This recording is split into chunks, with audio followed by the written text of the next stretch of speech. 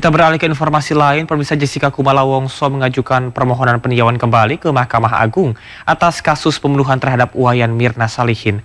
Meski telah dinyatakan bebas bersyarat, dalam kasus kopi sianida, tim pengacara memberikan kesempatan pada Jessica untuk mengajukan PK. Rencana pendaftaran permohonan peninjauan kembali atau PK terhadap putusan perkara Jessica Kumala Wongso rencananya akan dilakukan pada siang hari nanti. Tim pengacara Jessica akan mendatangi Pengadilan Negeri Jakarta Pusat sebagai upaya untuk memberikan kesempatan yang sama bagi setiap pihak, termasuk kliennya. Jessica Kumala Wongso dinyatakan bebas bersyarat dari Lapas Pondok Bambu 18 Agustus lalu setelah divonis 20 tahun penjara. Jessica mendapatkan remisi total sebanyak 58 bulan 30 hari karena berkelakuan baik. Selama menjalani masa bebas bersyarat, Jessica harus menjalani wajib lapor hingga 2032.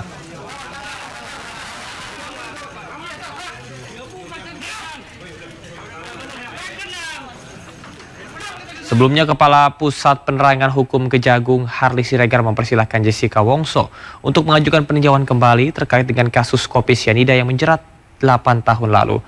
Namun tim kuasa hukum Jessica harus siap menunjukkan adanya bukti baru atau novum untuk bisa mengajukan peninjauan kembali. Ya, tentu kita harus mengacu kepada hukum acara yang ada, ya, bahwa dalam pasal 263 KUHP sebagai hukum acara kita di sana secara lugas menyatakan bahwa terpidana ataupun ahli warisnya dapat mengajukan peninjauan kembali ke Mahkamah Agung. Nah, jadi dari sisi kami tentu melihat bahwa ini merupakan hak yang bersangkutan apakah akan mengajukan peninjauan kembali atau tidak. Nah, tetapi harus diingat juga bahwa dalam pasal 263 itu tentu juga telah disyaratkan bahwa seseorang terpidana atau ahli warisnya ketika akan mengajukan peninjauan kembali juga harus didasarkan pada alasan-alasan pengajuan PK itu sendiri. Nah, misalnya apakah benar ada bukti baru atau novum. Nah, kemudian misalnya apakah ada memang kehilapan, ya, atau kesalahan hakim sewaktu mengadili, ya. Jadi ini sangat penting untuk sebagai syarat pengajuan. Pemirsa, untuk mengetahui mengenai pengajuan peninjauan kembali atau PK atas kasus Jessica Kumala Wongso, kami sudah terhubung dengan rekan Giselle Nurrohma di PN Jakarta Pusat. Giselle, bagaimanakah update mengenai pengajuan PK dari pihak Jessica di PN Jakarta Pusat?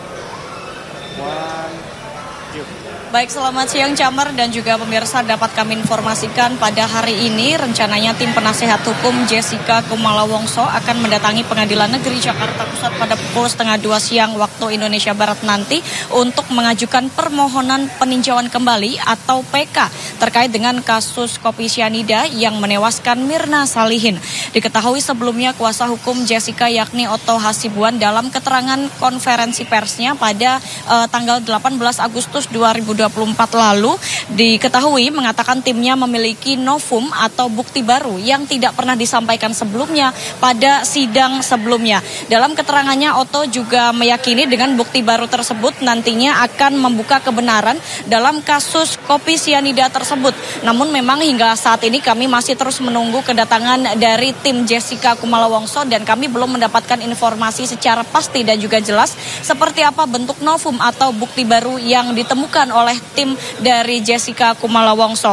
Pengajuan PK ini, pemirsa, dilakukan pihaknya karena menilai putusan terhadap Jessica tidak sesuai dengan fakta. Apalagi Jessica pun memiliki hak untuk mengajukan PK terkait kasus yang menjeratnya tersebut. Pemirsa, adapun jika Jessica dapat atau mampu memberikan bukti baru yang kuat bahwa diketahui tidak membunuh Mirna begitu, maka tidak menutup kemungkinan bahwa kasus Jessica ini akan dibuka kembali untuk mencari pembunuh yang sebenarnya. Sementara itu, Jessica Wongso kini telah resmi mendapatkan keputusan bebas bersyarat dan telah berstatus sebagai klien dari Balai Permasyarakatan atau BAPAS kelas 1A Jakarta Timur Utara sampai sampai 27 Maret 2032 setelah mendapatkan total remisi 58 bulan 30 hari dari vonis 20 tahun penjara. Dan rencananya tim dari Jessica Kumala Wongso ini akan mendatangi PN Pusat pada pukul 1:30 siang, dan saat ini masih pukul 11 siang. Kami masih terus menunggu kedatangan dari tim Jessica Kumala Wongso yang nantinya akan membawa novum atau bukti baru untuk mengajukan permohonan PK. Demikian, kembali ke Anda, Camar. Baik, terima kasih rekan Gisya Nur Rohma yang melaporkan langsung dari PN Jakarta Pusat. Selamat bertugas kembali. Jessica Wongso terpidana kasus kopi sianida ini resmi bebas bersyarat. Dan berikut kronologi kasus Jessica dalam kasus kopi sianida pada tahun 2016 silam.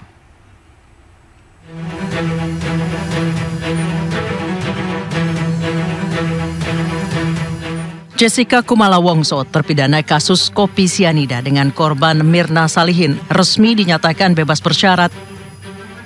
Meski sempat mengajukan peninjauan kembali atau PK, Jessica Wongso tetap dinyatakan bersalah dan divonis dengan hukuman penjara selama 20 tahun.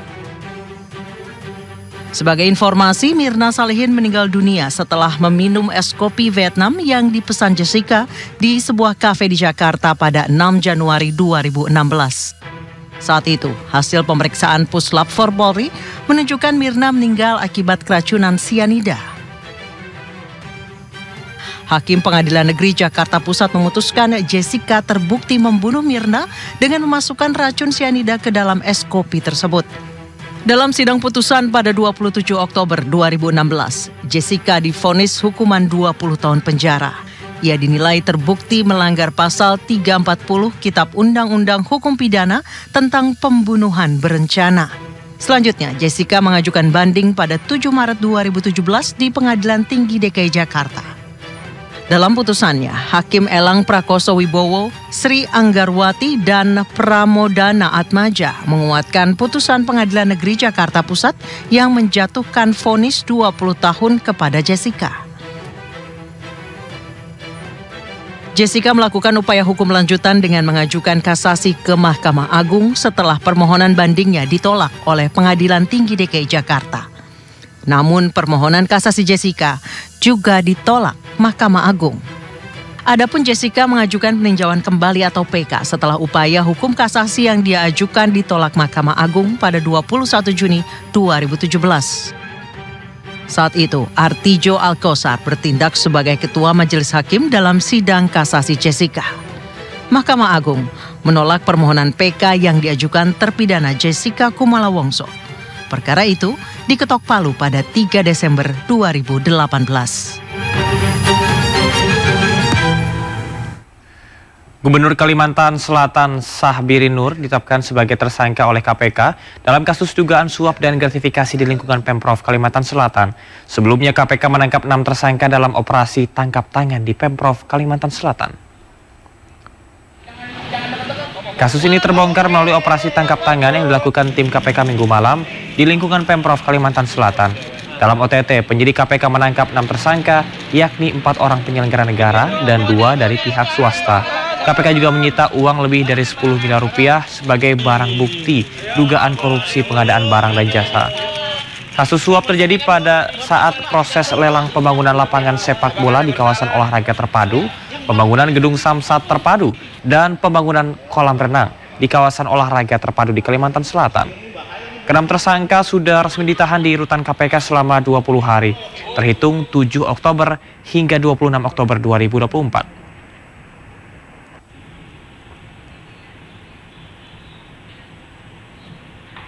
Upaya-upaya pemenangan itu dengan cara pertama, pembocoran HPS, artinya HPS-nya disampaikan, dan kualifikasi perusahaan yang disyaratkan pada lelang. Jadi HPS-nya dibocorkan dan kemudian juga tentang prasyarat kualifikasi perusahaan yang akan dinaikkan lelang itu direkayasa. Kedua, rekayasa proses pemilihan e-katalog agar hanya perusahaan YUD bersama AND yang dapat melakukan penawaran.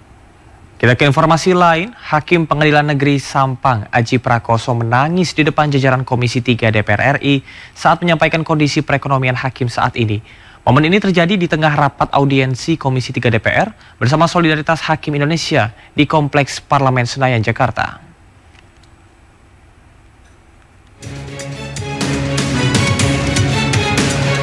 Komisi 3 DPR RI menerima audiensi dari Solidaritas Hakim Indonesia di Kompleks Parlemen Senayan, Jakarta, Selasa pagi.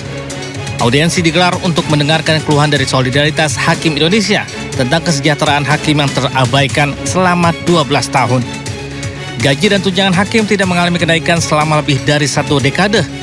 Di hadapan jajaran Komisi 3 DPR, sejumlah hakim pun menyuarakan keluh kesahnya.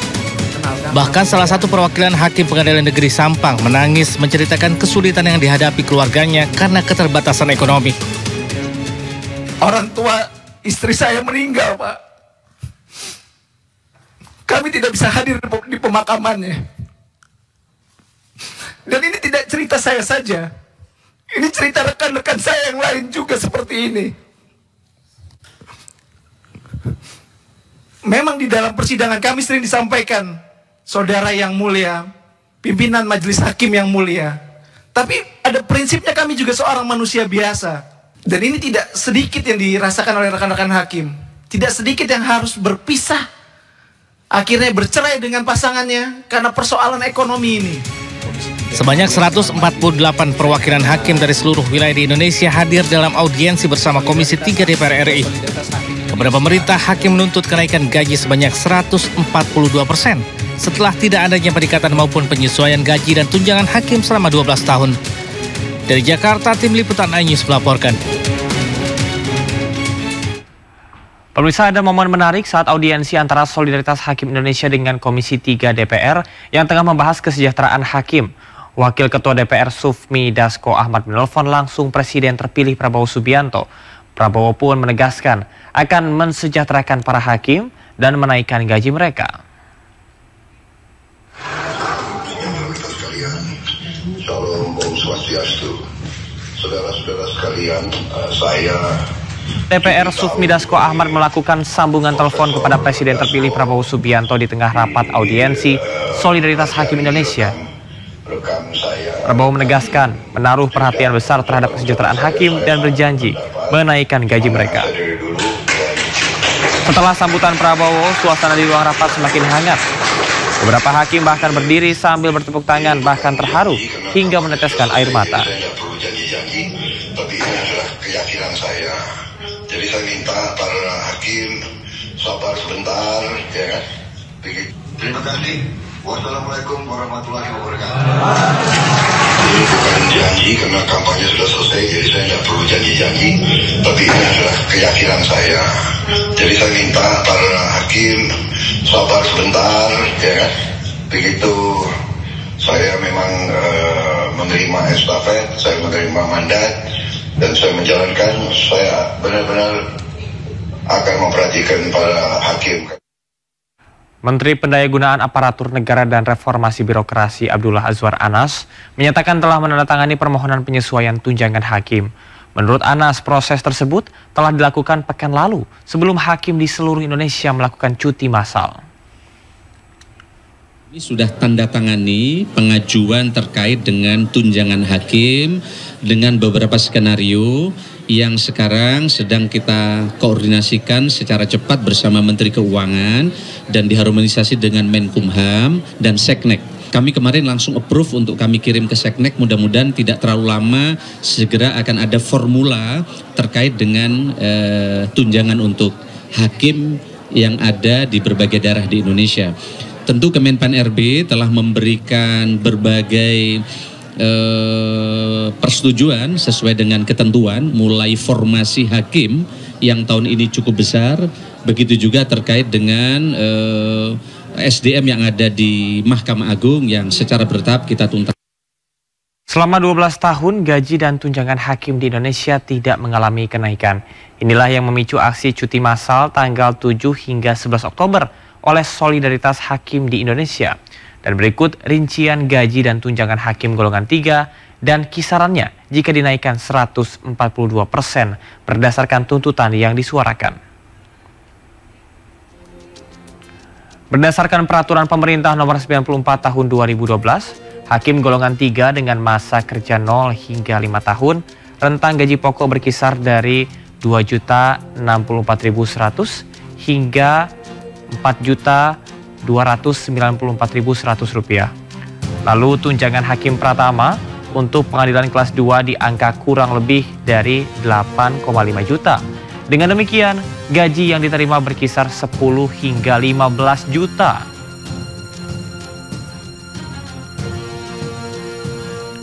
Dalam tuntutannya, Solidaritas Hakim Indonesia menyampaikan dengan rata-rata inflasi 4,1% setiap tahun, gaji dan tunjangan hakim yang layak untuk tahun 2024 adalah naik 142% dari yang berlaku saat ini.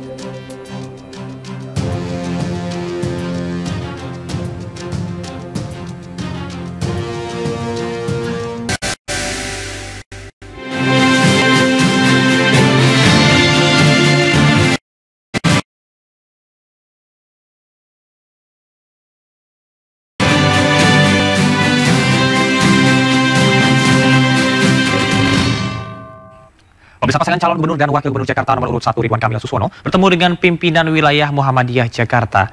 Dalam pertemuan tersebut, Ridwan Kamil berjanji untuk memperhatikan kaum duafa jika terpilih sebagai gubernur Jakarta.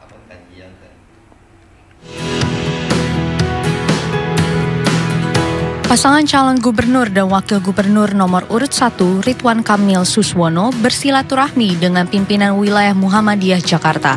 Dalam pertemuan ini, Ridwan Kamil dan Suswono bertemu dengan jajaran pimpinan Muhammadiyah, berdiskusi terkait visi dan misi keumatan di Muhammadiyah, serta keberpihakan terhadap kaum duafa, fakir miskin, yatim, dan kaum marginal lainnya. Pasangan Ridho juga mendapatkan banyak masukan terkait penataan kota Jakarta untuk 5 tahun mendatang, dan siap berkolaborasi dengan Muhammadiyah untuk membangun Jakarta baru bila terpilih menjadi orang nomor 1 di Jakarta. Kita sangat punya komitmen kepada apa-apa yang sedang dikerjakan dan visi misi Muhammadiyah, khususnya mengangkat kaum duafa melalui pendidikan, melalui kesehatan, melalui usaha.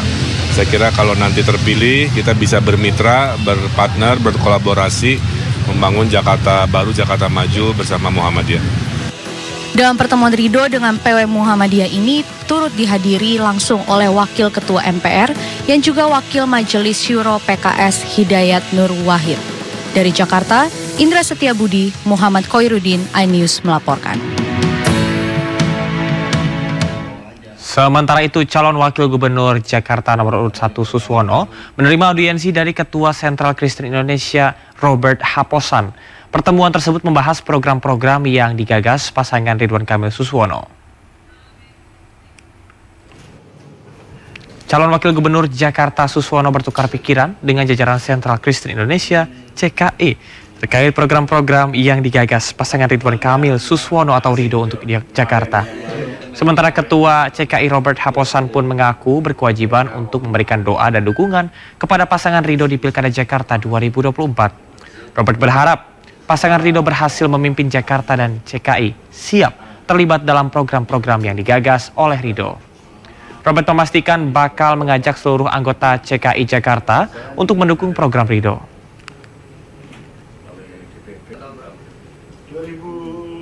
Sumatera Barat Pak Irwan Prayitno, di NTB ada Pak Zulkifli Mansyah. Jadi ya tentu semua ya warga yang ada di wilayahnya pasti akan mendapat perlindungan ya. Karena kami dalam mengambil kebijakan pasti prinsip yang utama adalah keadilan ya. Kemudian yang kedua adalah kepentingan umum, yang ketiga adalah objektif ya. Dan tentu baru peraturan itu yang mendukung. Menonjol 3, pendidikan, kesehatan, dan ekonomi kreatif. Maka CKI, saya Ketua DPD Jakarta, berkepentingan untuk memberikan doa dan dukungan kepada calon bapak kami. Pimpinan daerah adalah berarti bapak kita. Untuk apa? Agar amanah itu betul-betul Tuhan berikan. Kami mendoakan biar berhasil. Dan kami ingin berkiprah di dalamnya bahwa Sentral Kristen Indonesia ada selalu siap untuk melaksanakan tugas-tugas yang mulia. Sementara itu, calon wakil gubernur nomor urut 2 Kun Wardana berencana akan membangun infrastruktur digital jika terpilih menjadi gubernur Jakarta 2024-2029. Ia bersama pasangannya Dharma Pongrekun juga akan merealisasikan program internet gratis bagi masyarakat Jakarta. Calon wakil gubernur nomor urut 2 Kun Wardana menyebut jika program internet gratis untuk membangun infrastruktur adalah hal sederhana untuk direalisasikan.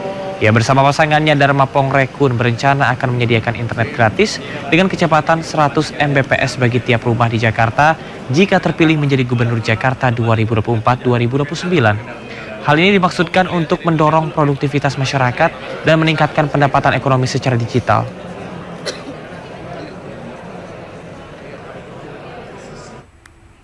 Sangat membumi. Ya, nanti kita bisa buktikan bagaimana kesejahteraan itu bisa meningkat begitu infrastruktur digital ini merata ke masyarakat. Bagaimana nanti mereka bisa bekerja secara menggunakan infrastruktur digital ini dari rumah gitu ya. Kemudian bisa berusaha, bahkan bisa mengekspresikan kreativitasnya. Merayakan hari ulang tahun ke-64, Cawagup nomor urut 3 Rano Karno syukuran dengan warga. Selain memotong tumpeng, Rano juga menyiapkan sembako murah untuk warga Lebak Bulus.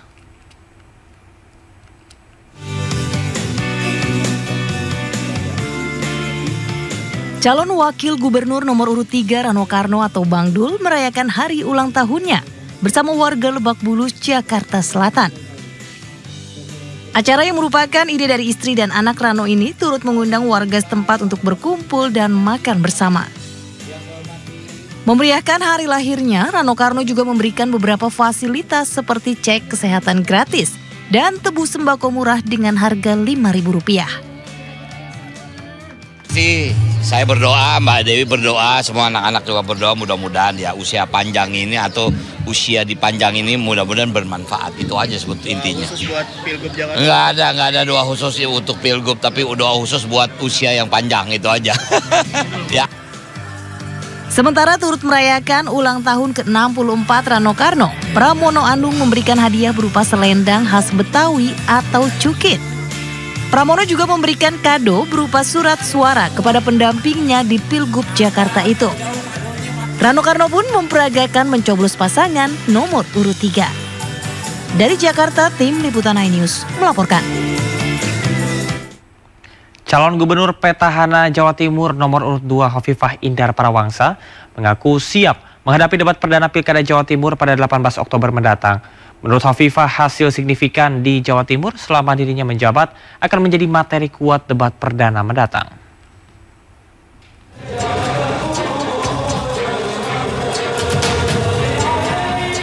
Menghadapi debat perdana calon gubernur dan calon wakil gubernur Jawa Timur 2024 yang akan digelar pada 18 Oktober mendatang, calon gubernur petahana Jawa Timur nomor urut 2 Hovifah Indar Parawangsa mengaku siap dan tak mempersiapkan hal khusus. Pernyataan ini disampaikan Hovifah usai menghadiri acara Madiun Bersolawat bersama ribuan santri dan jemaah dalam rangka Haul Ponpes Darussalam Mekar Agung bersama Habib Syekh bin Abdul Qadir Assegaf di Desa Pucang Anom, Kecamatan Kebonsari, Kabupaten Madiun, Senin malam. Menurut Hovifah, debat perdana yang mengusung tema kebutuhan dasar berupa pendidikan, kesehatan, dan sektor pangan telah sukses dilakukannya dengan hasil signifikan di Jawa Timur selama menjabat sebagai gubernur periode 2019-2024 lalu. Insya Allah kita sudah melakukan cukup signifikan pendidikan yang dalam kewenangan Pemprov kan SMA, SMK, dan kita alhamdulillah 5 tahun berturut-turut. Saya sebut 5 tahun karena sampai dengan Maret 2024 siswa SMA Jawa Timur, Alia Jawa Timur yang diterima perguruan tinggi negeri dengan dan tanpa tes tertinggi 5 tahun berturut-turut. Sementara Hovifah Indar Parawangsa dan Emil Dardak kini masih fokus dengan agenda kampanye di Jawa Timur dan konsolidasi tim pemenangan di wilayah kabupaten kota. Dari Madiun, Jawa Timur, Arif Wahyu, iNews melaporkan. Dua jenderal calon gubernur Jawa Tengah belusukan menemui warga. Keduanya belanja masalah yang selama ini menghantui Jawa Tengah.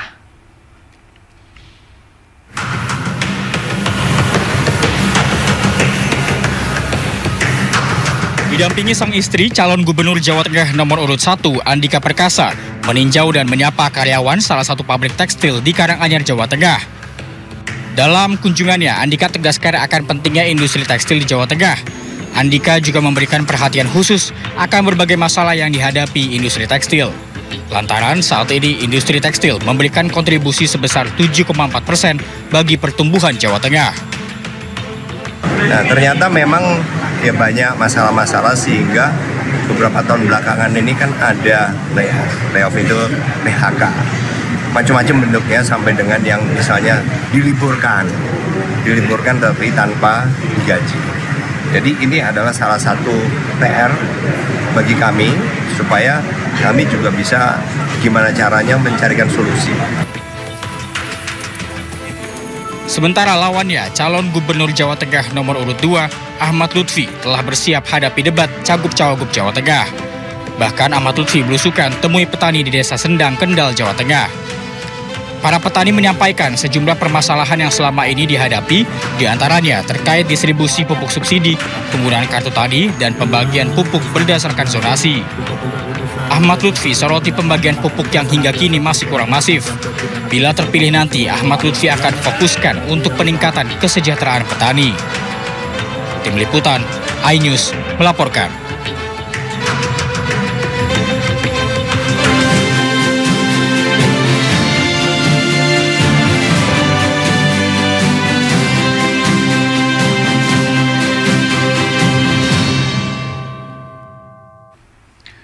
Pemirsa, Presiden Joko Widodo mengaku senang karena proses transisi ke pemerintahan selanjutnya yang akan dipimpin oleh Prabowo Subianto berjalan dengan mulus.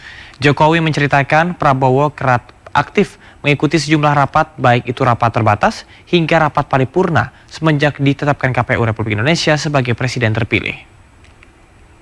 11 hari lagi transisi kepemimpinan nasional akan terjadi. Tanggal 20 Oktober yang akan datang, Bapak Jenderal TNI Purnawirawan Prabowo Subianto akan dilantik sebagai Presiden Republik Indonesia. Yang saya senang, sejak beliau terpilih sebagai Presiden terpilih,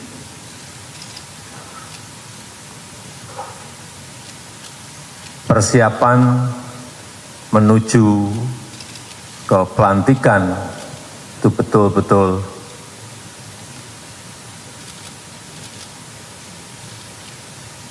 secara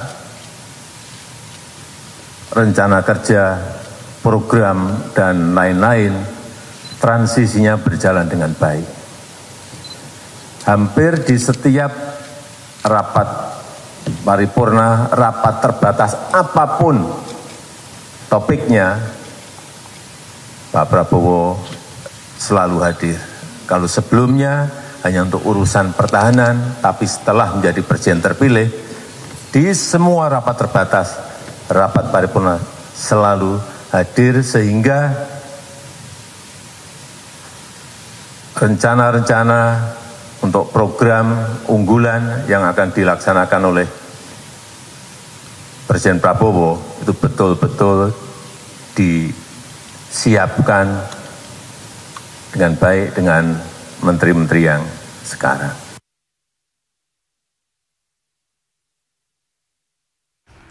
Presiden Joko Widodo mengungkap setelah pelantikan Presiden terpilih Prabowo Subianto, dirinya langsung pulang ke kediaman pribadinya di Solo pada sore harinya. Terkait kemungkinan mendampingi Prabowo saat pelantikan di DPR, Jokowi membuka peluang tersebut. Hadirin dimohon berdiri. Presiden Republik 20 Oktober, Presiden terpilih Prabowo Subianto akan dilantik sebagai Presiden Republik Indonesia dan akan memimpin dalam 5 tahun ke depan. Presiden Joko Widodo mengungkap, setelah pelantikan Prabowo, dirinya akan pulang ke kediaman pribadinya di Solo pada sore harinya. Dirinya juga mengatakan keinginan sederhananya untuk beristirahat setelah tidak lagi menjabat sebagai presiden. Mengenai kemungkinan dirinya mendampingi Prabowo saat pelantikan di DPR, Jokowi membuka peluang tersebut. Hadirin sekalian, dengan demikian BNI Investor Capital Summit 2020. Bapak atau pulang ke Solo atau bagaimana Pak? Tanggal 20 Oktober sore saya pulang ke Solo. Bapak akan ngapain Pak setelah pelantikan Pak, setelah pensiun atau tidak lagi menjabat, Bapak akan aktivitasnya ngapain Pak? Ada kegiatan khusus yang akan Pulang ke Solo dulu. Liburan Pulang ke Solo dulu. Terima kasih Bapak. Tidur.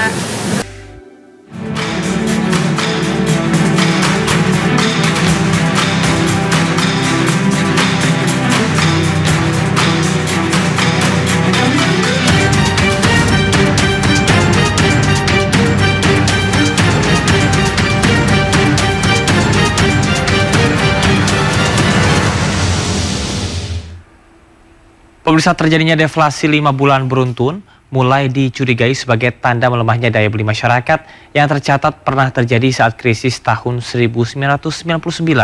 BPS masih menduga deflasi terjadi akibat tingginya pasokan yang mendorong harga lebih rendah, namun harus tetap dilakukan penelitian lanjutan. Indonesia kembali mengalami deflasi pada September tahun ini, yang juga menandai deflasi beruntun selama 5 bulan terakhir. Badan Pusat Statistik atau BPS menduga fenomena ini terjadi akibat lebih besarnya sisi penawaran sehingga membuat harga turun. PLT Kepala BPS Amalia Adininggar Widiasanti menjelaskan bahwa deflasi sering terjadi saat masa panen atau di saat pasokan yang melimpah sehingga membuat harga di tingkat konsumen turun. Namun BPS masih harus melakukan penelitian ulang untuk memastikan penyebab fenomena deflasi beruntun tahun ini. Adanya dipengaruhi oleh mekanisme pembentukan harga di pasar, baik dari sisi, terutama dari sisi supply atau sisi penawaran, sehingga harga yang diterima oleh konsumen itu kan relatif turun karena supply-nya meningkat, ataupun limpahan pasokan karena panen, ataupun karena memang turunnya ongkos produksi. Nah, tentunya untuk mengambil kesimpulan apakah ini adalah menunjukkan indikasi daya beli masyarakat menurun, ini harus dilakukan studi lebih lanjut. Sebelumnya BPS melaporkan terjadi deflasi 0,12% pada September 2024. Catatan ini mendekati rekor terpanjang pada tahun 1999, di mana terjadi deflasi 7 bulan beruntun akibat badai krisis moneter saat itu.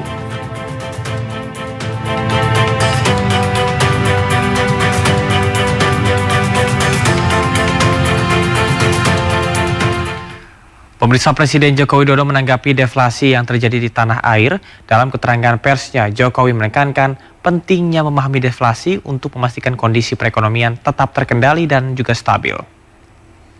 Pertama, coba dicek betul. Deflasi itu karena penurunan harga-harga barang,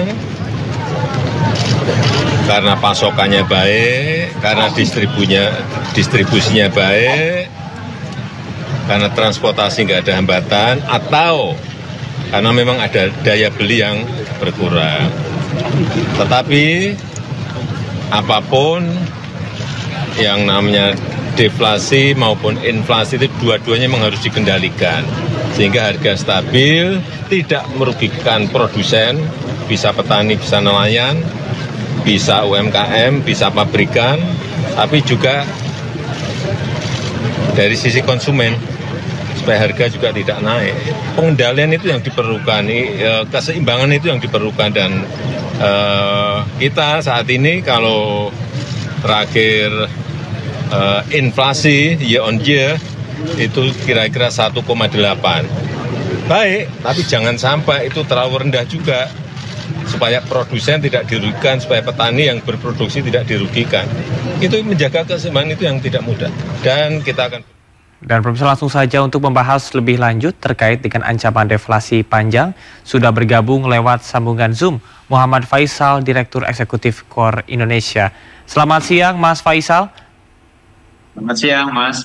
Baik, Mas Faisal, bisa dijelaskan sebetulnya apa pemicu deflasi di 5 bulan terakhir ini, dan benarkah ini mirip dengan deflasi pada tahun 1999? Baik. Sebetulnya agak panjang membahasnya, tapi begini, kita lihat dulu pola dalam 5 bulan terakhir di tahun-tahun yang sama di sebelumnya, ya. Nah, kalau kita melihat pola inflasi sebetulnya dalam 1 tahun ini peaknya itu tercapai pada masa Ramadan dan juga Lebaran. Nah, kemudian setelah itu turun biasanya. Jadi termasuk pada masa-masa bulan-bulan September, Oktober.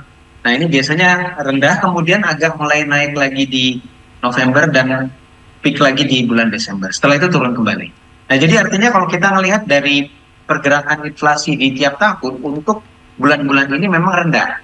Nah, cuma masalahnya di tahun-tahun sebelumnya serendah-rendahnya tidak pernah sampai deflasi atau bahkan deflasinya kalau sampai 5 bulan berturut-turut ini tidak pernah sekali terjadi dalam kondisi normal. Bahkan tidak juga terjadi pada tahun 2020. 2020 itu 3 bulan turut-turutnya, ya. Nah, sekarang sudah 5 bulan berturut-turut dan potensinya bisa jadi sampai 6 bulan. Kalau saya prediksikan di Oktober sangat mungkin bisa deflasi kembali. Nah, artinya ini sesuatu yang tidak biasa, walaupun mungkin ada faktor supply ya yang lancar distribusinya, tapi karena kalau hanya faktor supply saja, ini sebetulnya kalau kita mengacu tadi ya, pola musim tanam, produksi, stocking dan segala macam di tahun-tahun yang sama. Nah, tahun yang sebelumnya itu tidak sampai deflasi gitu ya. Kalau dari sisi supply. Nah, sekarang kalau kita bandingkan dengan dari sisi permintaan, karena kan kita lihat dari 2 sisi. Nah, dari sisi permintaan, ini sudah banyak sebetulnya indikator yang dikeluarkan oleh BPS sendiri sebagian besar terutama, yang menunjukkan bahwa dari sisi daya beli, tingkat konsumsi daripada masyarakat, khususnya yang kelas menengah dan kelas bawah, ini mengalami penurunan secara persisten. Dan ini sebetulnya sudah kita prediksikan, sudah sejak awal ya, bahkan sebelum masuk kuartal pertama tahun ini, kami prediksikan bahwa akan sampai peaknya nanti pada saat Pilpres dan juga pada saat Lebaran, which is itu di kuartal 1, kuartal 2 sudah mulai turun, ya. Dan kita prediksikan di kuartal ketiga ini juga kembali mengalami penurunan. Karena kami melihat pada kuartal 1 saja, pada masa ada pilkada dan juga ada Ramadan, pertumbuhan konsumsi itu hanya 4,9%.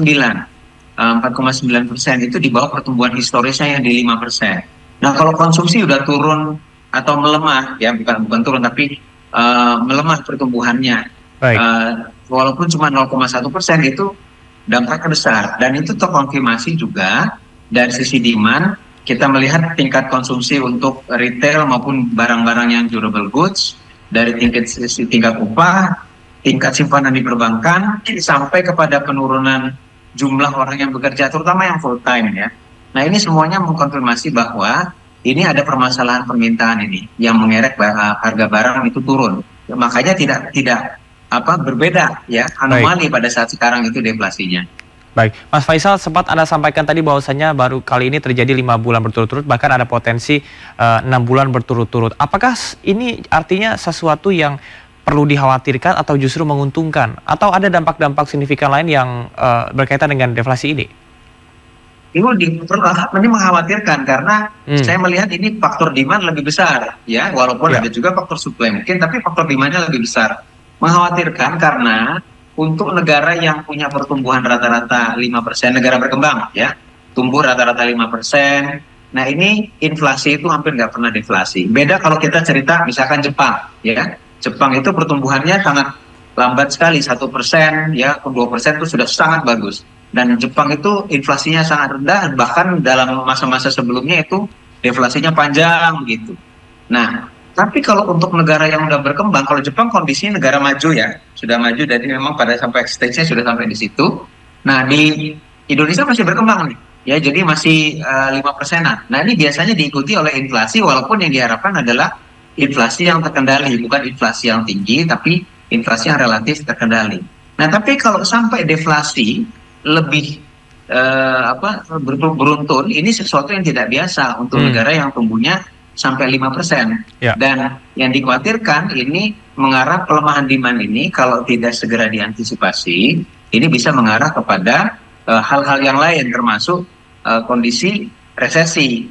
Walaupun kalau sekarang dikatakan resesi jelas tidak, karena pertumbuhan ekonomi kita masih bagus ya. Dan secara kuartalan juga tidak mengalami kontraksi, walaupun secara year-on-year juga tidak. Jadi artinya makronya bagus, tapi kalau demand di kelas menengah ini trennya terus seperti ini, nah ini yang dikhawatirkan akan pelan-pelan tapi pasti akan lebih buruk kondisinya.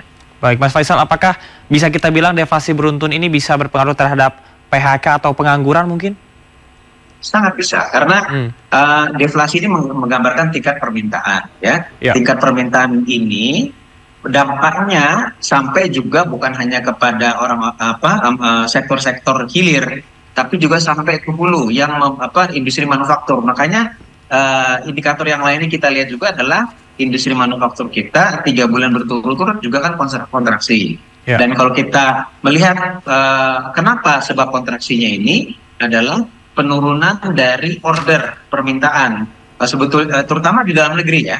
Kalau penurunan permintaan dari luar negeri itu sudah terjadi sudah agak lama, ya, bukan hanya dalam tiga bulan terakhir. 3 bulan terakhir ini bukan hanya luar negeri, tapi juga dalam negerinya mengalami penurunan permintaannya, sehingga industri manufaktur mengurangi kapasitas produksinya. Kalau kapasitas produksi dikurangi, maka kebutuhan untuk tenaga kerja itu cenderung juga berkurang. Jadi tidak heran kalau kemudian sudah ada gelombang PHK dan kecenderungannya meningkat dibandingkan dengan tahun lalu 2023. Baik. Nah, kalau kemudian sampai PHK ini dikhawatirkan bisa spiraling down, juga kembali lagi nanti ke penurunan dari konsumsi daya beli, dan terus itu yang dikhawatirkan akan terus efek lingkaran setannya gitu ya. Baik, Mas Faisal, kalau Anda tadi menyebutkan bahwa dampak ini cukup luar biasa, dan sebelumnya juga Menko Perekonomian Erlangga Hartarto menyebut bahwa deflasi ini masih dalam batas normal. Namun tentunya ada langkah-langkah preventif ataupun juga persiapan yang perlu diperhatikan oleh pemerintah. Apa yang harus dilakukan? Ya, kalau kita yang khawatirkan tadi adalah dari sisi demand, dari sisi permintaan, maka yang perlu diantisipasi adalah bagaimana pemerintah bisa membalikkan keadaan penurunan income ya daripada masyarakat, terutama kelas menengah yang sebetulnya mayoritas ini, kelas menengah yang agak bawah ini, ya, karena dia adalah engine bagi pertumbuhan, ya. Nah, kalau income-nya melemah, ini yang menyebabkan konsumsinya juga mengalami penurunan, gitu. Karena kalau sepanjang dia masih tabungan ada, ini kan dia pakai kekurangannya, dia akan makan tabungan, pakai tabungan. Tapi kalau tabungannya sudah habis, mereka akan pinjam. Kalau mereka tidak bisa bayar, ya pinjamannya, nah ini kan menimbulkan masalah yang lebih besar lagi. Nah, jadi dari sisi income, program-program pemerintah ke depan apapun, ya, program unggulannya semuanya diarahkan untuk mengangkat dari sisi demand, sisi income, baik yang bekerja, ya masalahnya bukan hanya dari yang menganggur, tapi yang bekerja juga strukturnya ini orang makin banyak bekerjanya, yang lebih banyak yang mengalami peningkatan adalah yang setengah menganggur dan yang part-time. Yang kerjanya full-time itu justru proporsinya turun. Nah, ini mempengaruhi tingkat income. Jadi walaupun dia secara statistik bukan penganggur, tapi dari pendapatannya sangat-sangat terbatas. Nah, belum lagi kita berbicara yang menganggur ya. Nah, jadi menciptakan lapangan pekerjaan satu hal. Yang kedua, bagi yang bekerja ditingkatkan income-nya, bagi yang di sektor formal berarti kan ini ada kaitannya dengan strategi menarik investasi. Ada strategi juga perdagangan untuk memastikan industri dalam negeri dia mendapatkan atau mendapatkan captive marketnya cukup ya, terutama untuk domestic market supaya dia profitnya bagus ya. Lalu untuk yang bekerja usaha kecil, wira swasta, nah berarti kan insentif usaha mikro kan ini dominan sekali. Jadi jangan lupa itu juga sangat penting untuk dilihat ya dalam konteks penurunan income ini. Kalau dia usahanya bagus, profitabilitasnya meningkat, akan meningkatkan dari spending dia juga ya. Nah, jadi ini semua programnya diarahkan untuk meningkatkan income bagi yang terutama yang sudah bekerja, dan juga tadi yang bekerjanya part-time dan apalagi yang menganggur begitu ya. Baik, Mas Faisal, artinya penting sekali untuk mempertahankan kesesuaian demand dan juga income. Terima kasih Mas Muhammad Faisal, Direktur Eksekutif KOR Indonesia. Salam sehat, selamat bertugas kembali. Baik, terima kasih. Pemirsa, Presiden Joko Widodo optimistis bahwa di bawah kepemimpinan Presiden terpilih Prabowo Subianto, pertumbuhan ekonomi Indonesia dapat mencapai 8%. Meskipun Indonesia menghadapi tantangan global seperti perlambatan ekonomi, perubahan iklim dan tensi geopolitik, hal tersebut bisa diatasi dengan sikap optimis. Presiden Jokowi menegaskan bahwa ada dua kebijakan utama yang dapat mendongkrak pertumbuhan ekonomi Indonesia, yaitu hilirisasi dan digitalisasi, di mana kedua kebijakan tersebut dianggap sebagai kunci untuk mencapai target peningkatan pertumbuhan ekonomi sebesar 8%. Selain itu, Presiden juga memprediksi bahwa Indonesia akan menjadi salah satu dari 3 negara superpower ekonomi di kawasan Asia bersama dengan India dan China. Hal ini seiring dengan pergeseran pusat pertumbuhan ekonomi dari barat ke Asia.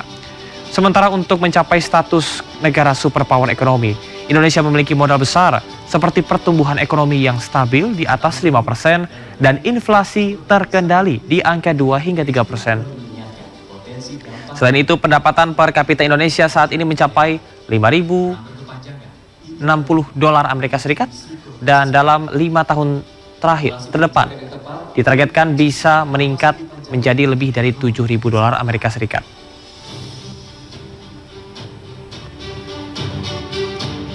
Saat ini GDP per kapita kita sudah mencapai 5.060.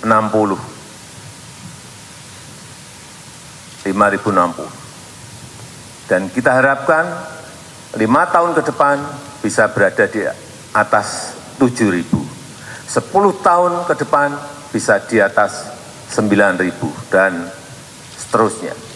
Nah, yang harus kita jaga. Asal pertumbuhan ekonomi kita bisa di atas 5% atau sesuai yang sering disampaikan oleh Pak Prabowo bisa mencapai target 8%, itulah yang akan mempercepat negara kita Indonesia bisa masuk menjadi negara maju.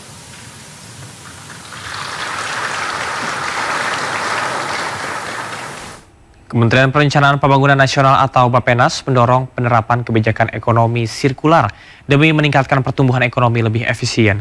Deputi Kemaritiman dan Sumber Daya Alam Bappenas menyebut kebijakan tersebut dapat menambah PDB nasional hingga Rp638 triliun di tahun 2030.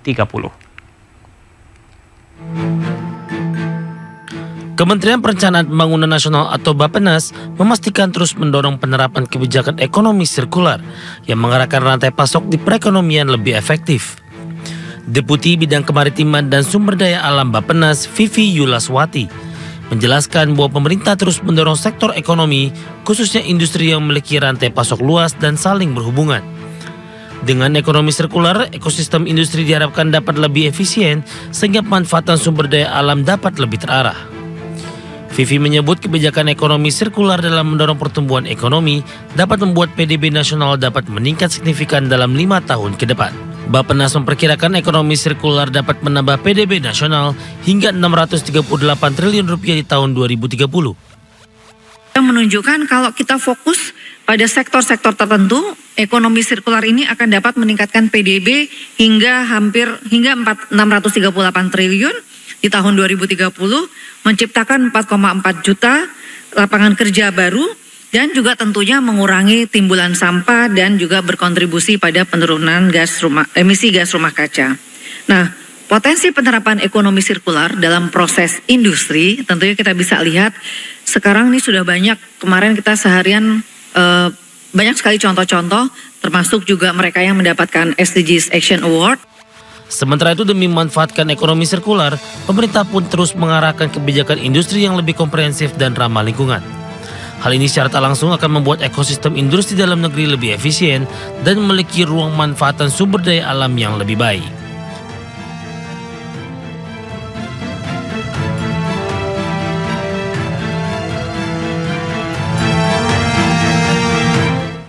Badan Pengelola Tabungan Perumahan Rakyat bakal memprioritaskan penarikan iuran tapera bagi para pegawai negeri sipil untuk tahap awal. BP Tapera menilai PNS dan aparatur sipil negara dipandang jauh lebih siap untuk dapat menjadi peserta tapera. Badan Pengelola Tabungan Perumahan Rakyat atau BP Tapera bakal memprioritaskan penarikan iuran Tapera bagi para pegawai negeri sipil terlebih dahulu. Menurut Komisioner BP Tapera Heru Pudio Nugroho, kalangan PNS dan aparatur sipil negara dipandang jauh lebih siap untuk dapat menjadi peserta Tapera. Terlebih ASN dan PNS sudah familiar dengan skema penarikan iuran perumahan. Kendati demikian, Heru belum dapat memastikan kapan implementasi penarikan iuran Tapera bagi PNS dan ASN bakal mulai dijalankan. Saat ini keputusan serta regulasi penarikan iuran masih dirumuskan oleh Kementerian Keuangan melalui Peraturan Menteri Keuangan. Ya, dan dalam konteks ini mungkin yang pertama akan secara masif kita selesaikan adalah untuk teman-teman ASN, ya, untuk klaster ASN. Karena ASN ini kita anggap yang paling siap dan dulunya juga udah punya experience, pengalaman, dia menjadi peserta Bapertarum. Walaupun kemudian nabungnya dihentikan sejak Bapertarum di likuidasi 2019 dan sudah 5 tahun ini belum nabung. Nah, ini kita akan mulai coba dari ASN dulu.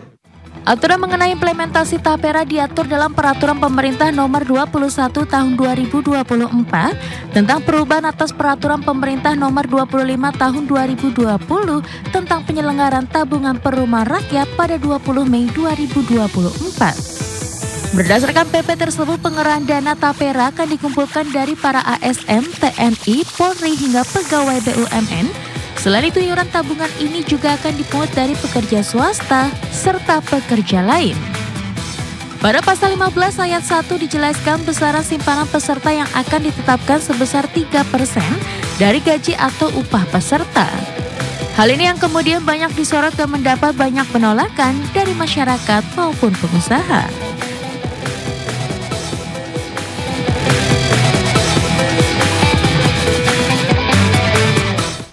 BP Tapera bakal memprioritaskan penarikan iuran Tapera bagi para pegawai negeri sipil terlebih dahulu, namun penolakan terhadap kebijakan tersebut terus disuarakan para pekerja swasta. Para pekerja menilai kebijakan Tapera akan semakin membebani kelompok pekerja. Setuju sih, karena kalau misalkan kita hitung-hitung ya, dari gaji kita aja udah banyak banget yang dipotong. Belum lagi sama cicilan-cicilan lainnya. Kalau misalkan dipotong lagi, makin berkurang aja gaji yang kita dapetin dan maksudnya bersihnya makin berkurang dan itu kayak benar-benar ngurangin pendapatan kita per bulan. Mungkin dihilangkan aja ya, mungkin kita lebih ke yang pasti-pasti aja kalau misalnya ada penawaran tentang rumah dan lain-lain. Mungkin juga untuk para penjual unit atau properti di Indonesia juga mungkin lebih integritasnya dinaikin. Saya sih kurang setuju ya kalau ada potongan untuk Tapera kayak gitu, karena kita melihat urgensinya juga belum terlalu urgent kayak gitu.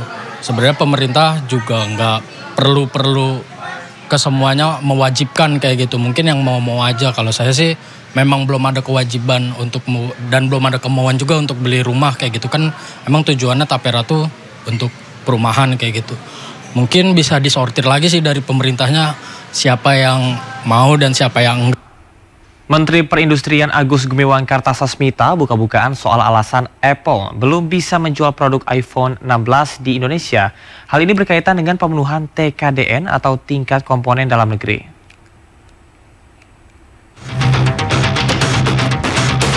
Menteri Perindustrian Agus Gumiwang Kartasasmita angkat bicara terkait isu yang sedang ramai di masyarakat terkait produk terbaru dari perusahaan asal Amerika Serikat Apple, yakni iPhone 16 yang belum bisa masuk ke pasar Indonesia.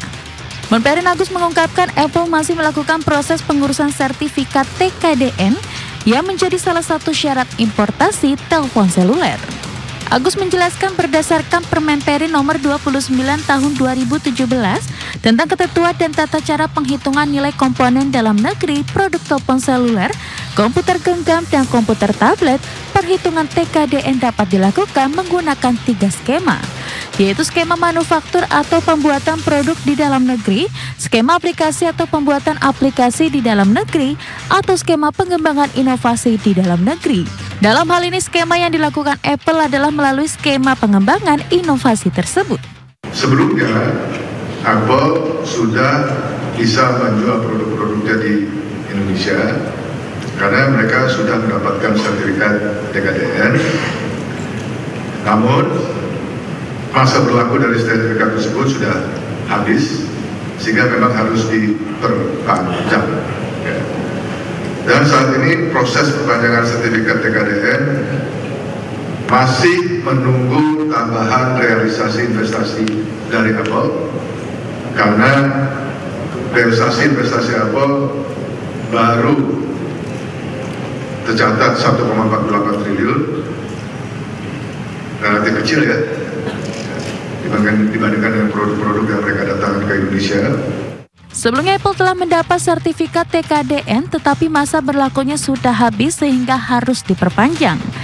Namun saat ini proses perpanjangan sertifikat TKDN tersebut masih menunggu tambahan realisasi investasi dari Apple lantaran baru mencapai 1,48 triliun rupiah dari komitmen investasi sebesar 1,71 triliun rupiah.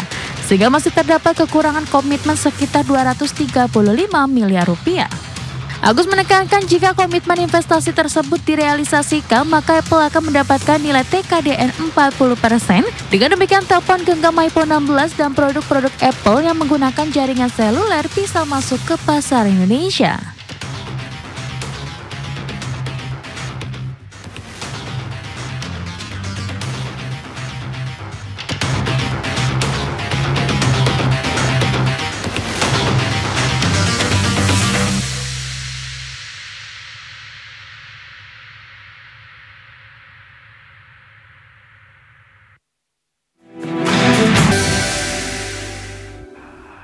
Pemirsa, terima kasih Anda masih di Sindo Siang bersama saya Camar Haenda.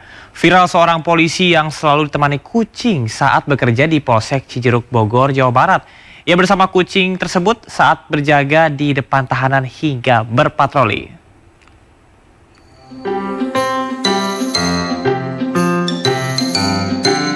Aksi seorang anggota kepolisian yang bertugas di Polsek Cijeruk, Kabupaten Bogor menarik perhatian warganet. Brigadir 1 Yonas Yahya, Babin Kamtipnas Cijeruk ini selalu ditemani seekor kucing saat berdinas. Di beberapa kesempatan, kucing yang diberi nama Oyen itu juga mengenakan seragam polisi. Bersama Oyen, Bribtu Yunas menghimbau masyarakat termasuk generasi muda agar terhindar aksi kebut-kebutan dan tawuran. Kita semua khususnya anak-anak muda berkendara lebih hati-hati dan memakai perlengkapan safety. Saya tidak setiap hari membawa Oyen, hanya di waktu-waktu tertentu. Apabila saya sibuk, saya meninggalkan Oyen di rumah dan di aula. Oyen sudah menemani Bribtu Yunas sejak Mei. Jika sedang senggang, kucing ini selalu berada di Polsek Cijeruk diberi makan oleh para anggota. Dari Bogor, Jawa Barat, Wildan Hidayat, iNews melaporkan.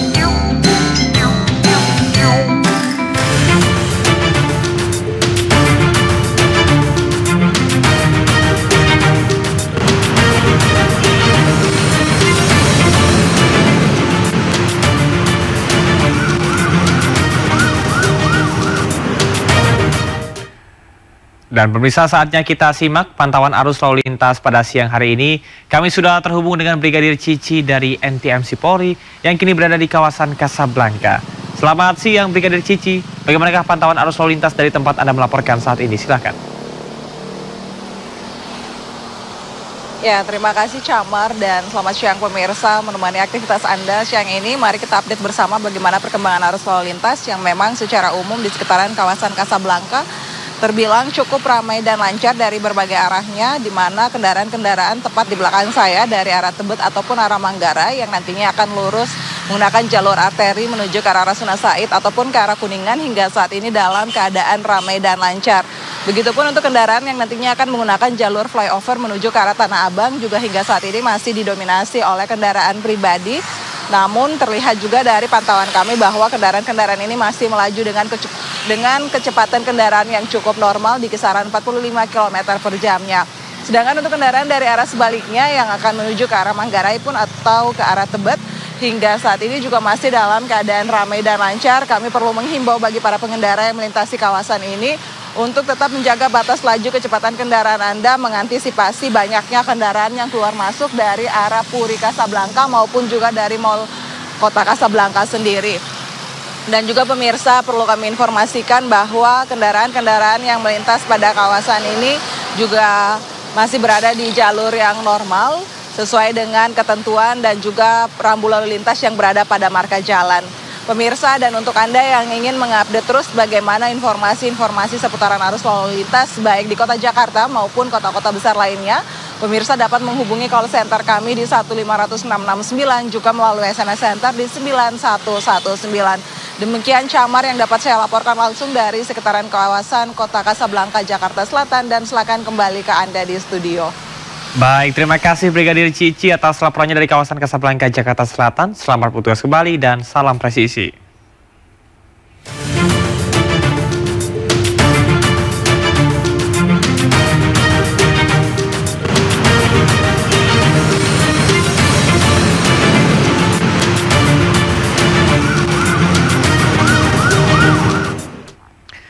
Pemirsa, terasa sudah 1 dekade Partai Perindo memperjuangkan aspirasi masyarakat Indonesia dengan berbagai program pro rakyat. Di usianya yang menginjak 10 tahun, partai yang dipimpin Ketua Umum Angela Tanusudibio ini terus bertransformasi untuk agar semakin dicintai masyarakat Indonesia dan meraih kemenangan di pemilu 2029 mendatang.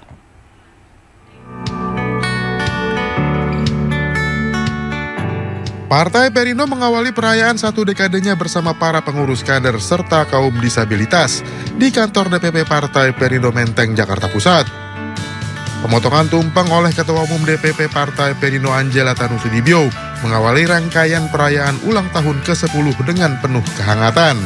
Partai berlambang Raja Wali mengembangkan sayap ini akan terus menggaungkan langkah transformasi untuk memenangkan pemilu 2029 mendatang dalam mewujudkan Indonesia sejahtera.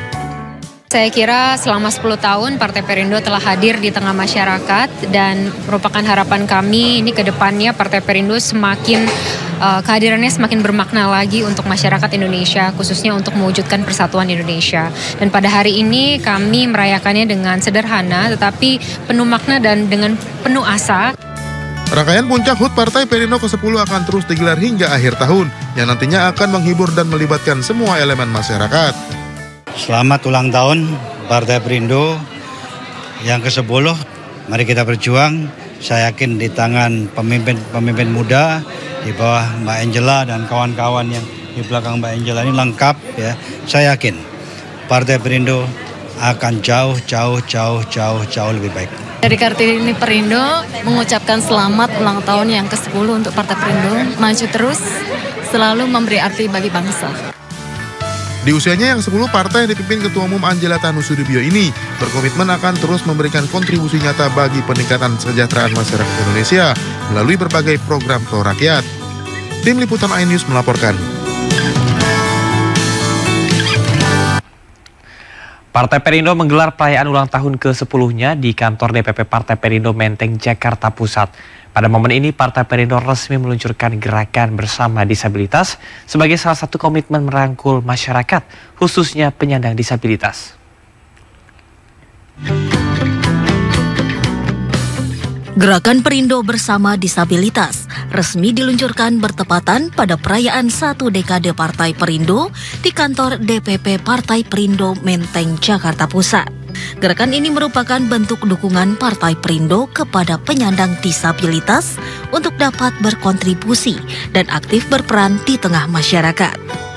Aspirasi yang sudah kami tampung dari masyarakat, bagaimana kesetaraan ini harus diwujudkan dengan kesejahteraan ekonomi. Oleh karena itu kita akan memberdayakan semua kelompok-kelompok yang butuh bantuan, terutama dari kalangan difabel dan perempuan. Hadirnya gerakan ini juga menjadi ruang dan wadah yang inklusi bagi penyandang disabilitas agar mandiri dan lebih sejahtera secara ekonomi. Kami ingin mewujudkan Indonesia itu ramah terhadap penyandang disabilitas, Indonesia yang inklusif terhadap penyandang disabilitas. Maka Partai Perindo menginisiasi untuk mewujudkan itu. Karena kami merangkul penyandang disabilitas, karena kami paham betul bahwa ragam-ragam penyandang disabilitas ini memiliki suara dan kebutuhannya. Di luar sana masih banyak teman-teman disabilitas yang masih belum mendapatkan akses pendidikan. Mereka tidak mendapatkan privilege akses kesehatan dan sebagainya. Dan itulah kenapa alasan saya dan Mbak Angki ada di sini untuk tetap memperjuangkan hak-hak teman-teman disabilitas.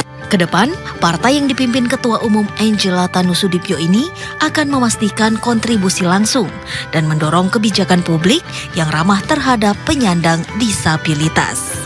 Dari Jakarta, Esra Ambarita, Fakih Satrio, Damar Wicaksono, iNews melaporkan.